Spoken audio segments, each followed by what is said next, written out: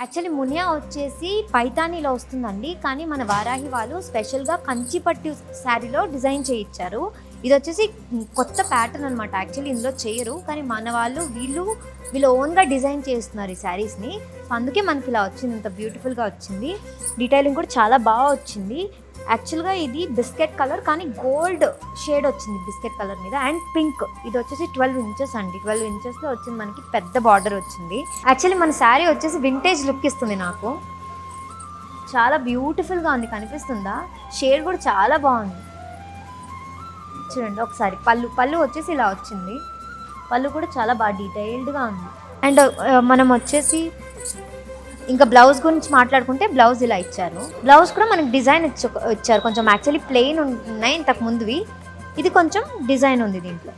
Actually ఇది contrast ఇచ్చేసారండి శారీకి. శారీ వచ్చేసి ఈ కలర్లో వస్తుంది కదా గోల్డ్ అండ్ దీంట్లో, కానీ బ్లౌజ్ వచ్చేసి పింక్లో ఇచ్చారు. అండ్ సేమ్ మనకి బిగ్ హ్యాండ్స్కి వచ్చేసి ఇది వచ్చేస్తుంది పెద్దది.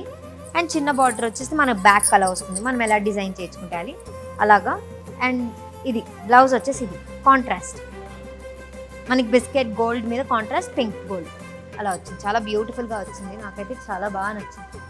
చూడండి సింపుల్గా ఉన్నా కూడా చాలా ఎలిగెంట్గా ఉంది. లుక్ అయితే అంత ఎలిగెంట్గా ఉంది. యాక్చువల్లీ కంచిపట్టు శారీస్ అంటే ఏంటండి, మనకు బరువుగా ఉంటుంది. ఏ ఒకేషన్లో ఉన్నా వేసుకోవాలంటే ఇబ్బందిగా ఉంటుంది, అది ఎలా హ్యాండిల్ చేయాలని ఒక భయంతో ఉంటుంది.